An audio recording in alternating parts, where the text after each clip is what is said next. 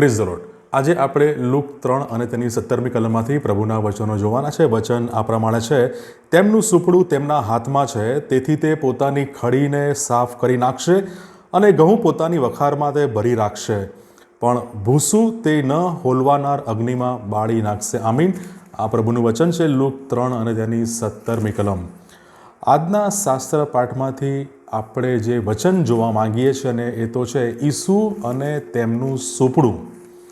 Yohan બાપ્તિસ્મી look 3માં 1-20 કલમમાં Yohan બાપ્તિસ્મીનો સંદેશ આપણે ત્યાં જોઈ શકીએ છીએ અને સંદેશાના અંત ભાગમાં યોહાન બાપ્તિસ્મી પ્રભુ ઈસુ ખ્રિસ્ત અને સુપડાને સાંકળીને બહુ ગજબનું શિક્ષણ યોહાન બાપ્તિસ્મી એ આપે છે।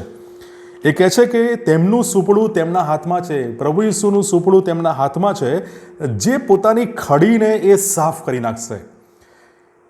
ઈસુ ખ્રિસ્ત પોતાની જે ખડી છે એને એ સાફ કરશે।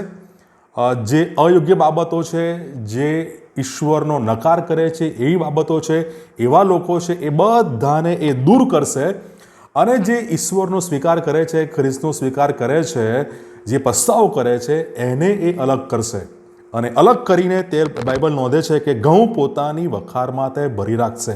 સુપડું આપણા દરેકના જીવનમાં, આપણા દરેકના ઘરોમાં કોઈને કોઈ રીતે આપણે એનો ઉપયોગ કર્યો છે અથવા આપણે જોયું હશે।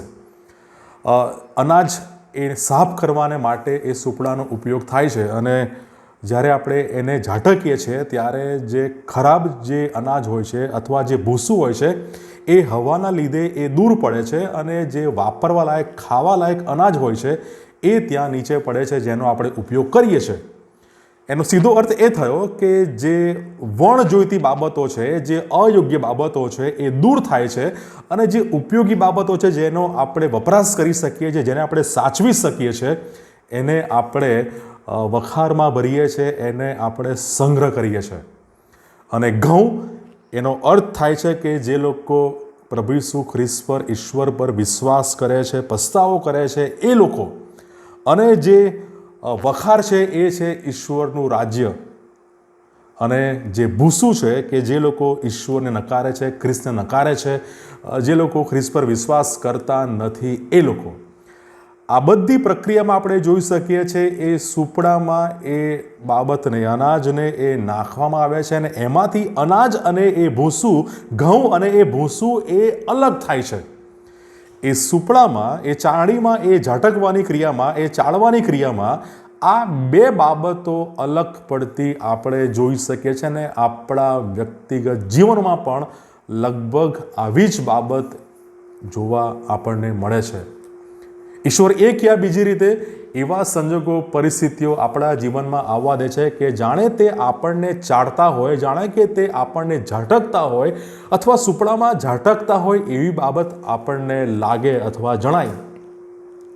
અને જૂના કરારનો હિજકિયાનું પાત્ર તપાસીએ તો એના કિસ્સામાં પણ લગભગ આવું જ બને છે। સાનહેરીબ પર, આશુરીઓ પર એ જબરજસ્ત એ વિજય પ્રાપ્ત કરે છે, મરણતોલ માંદગીમાંથી એને સાજા પણ ઈશ્વર આપે છે। આ બધી બાબતો તેના જીવનમાં આપણે જોઈએ છે, પણ ત્યારબાદ બાબિલના સરદારોએ પોતાના એલચીઓને તપાસને માટે એની પાસે મોકલે છે અને હિજકિયા એ પોતાની સંપત્તિ, મહેલ, ભંડારો એ બધા બાબતો એ લોકોને બતાવે છે, જે આપણે બીજો રાજા તેનો 20મો અધ્યાય 13મી કલમમાં જોઈ શકીએ છીએ। અને એ જ્યારે બાબતો બતાવે છે, એ દેખાડો કરે છે, ત્યારે જાણે કે એ પરિસ્થિતિ હિજકિયાને જાણે કે ચાળતી હોય, ઝાટકતી હોય એ બાબત આપણે જોઈ શકીએ છીએ। અને એ બાબત આપણે જો બીજો કાળ વૃત્તાંત 32મો અધ્યાય જોઈએ અને તેની 31મી કલમ ત્યાં નોંધે છે, તેની કસોટી થાય ને તેના અંતઃકરણમાં જે કંઈ હતું તે બધું જાણવામાં આવે માટે ઈશ્વરે તેને સ્વતંત્ર મૂક્યો। એ સુપડામાં, એ ચાણીમાં, એનામાં જે અંદરની બાબતો છે, અંતઃકરણમાં છે, એ બધું જાહેર થાય, ખુલ્લું થાય, એ બધી બાબતો જાણવામાં આવ્યા માટે ઈશ્વર એને પરિસ્થિતિમાં, એ સુપડામાં, એ ચાણીમાં જાણે કે એને ઝાટકે છે, એને ચાળે છે અને એમાંથી એ પ્રક્રિયામાં શું બહાર નીકળે છે? અને એ તો છે હિજકિયાનું અભિમાન। હિજકિયાનું પોતાની સંપત્તિ, પોતાના ધન પર અભિમાન આપણે ત્યાં એ જોઈ શકીએ છીએ.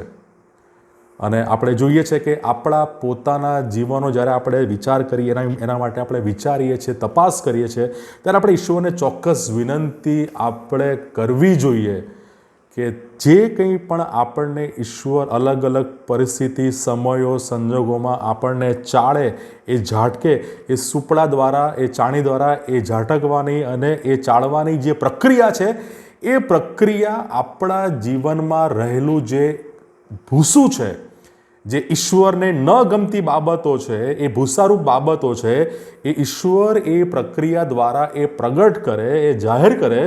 ચોક્કસ એ આપણા માટે કષ્ટદાયક એ હોઈ શકે, પણ આપણે યાદ રાખીએ કે તે પ્રક્રિયા, એ ચાળવાની પ્રક્રિયા, એ ઝાટકવાની પ્રક્રિયા, એ સુપડામાં એ આપણને ઝાટકવામાં આવે, ચાણીમાં ચાળવામાં આવે, પ્રક્રિયા એ આપણા આત્મિક ભલાઈને માટે છે, એ આપણી આત્મિક વૃદ્ધિને માટે છે. કારણ કે આપણે જ્યારે જોઈએ છે લુક 3 અને તેની 17મી કલમ, ત્યાં આપણને જોવા મળે છે કે તેથી તેમનું સુપડું તેમના હાથમાં છે, તેથી તે પોતાની ખડીને સાફ કરી નાખશે, ઘઉંને પોતાની વખારમાં તે ભરશે. જે ઉપયોગી બાબતો છે, જે ઈશ્વરને માન આપે છે, જે ઈશ્વરનું સન્માન કરે છે અને ઈશ્વરની આજ્ઞા પ્રમાણે જે ચાલનાર જીવન છે, ઈશ્વર પર વિશ્વાસ રાખનાર જે જીવન છે, પસ્તાવો કરનાર જે લોકો છે, જે જીવનો છે, ઈશ્વર તેમને પોતાની વખારમાં, તેમના રાજ્યમાં એમને સ્થાન આપશે.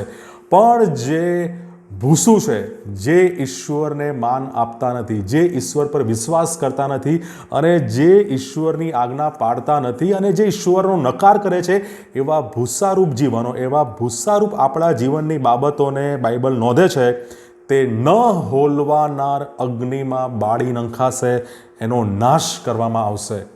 ઈશ્વર આપણા જીવનને, આપણા હૃદયને ચાળવાને માટે, એને ઝાટકવાને માટે ચોક્કસ એ પડકારજનક પરિસ્થિતિઓનો એ ઉપયોગ કરે છે, જેથી આપણા જીવનમાં રહેલું પાપરૂપ ભૂસું એ ખુલ્લું પડે, એ છતું થાય અને જેથી આપણે આત્મિક વૃદ્ધિ આપણે પામી શકીએ. જ્યાં સુધી એ પાપરૂપ ભૂસું આપણા જીવનમાંથી દૂર નહીં થાય, ત્યાં સુધી આપણે કોઈ પણ રીતે ઈશ્વરની વખારને યોગ્ય ઉપયોગી આપણે નથી. એ આત્મિક જે બાબત કે જે ઈશ્વરને માન આપે છે, જે ઘઉં સમાન છે, એને જ વખારમાં સ્થાન છે. બાકી ભૂસું, એનો નાશ એ કદી ન હોલવાનાર અગ્નિમાં એનો નાશ એ નિશ્ચિત છે.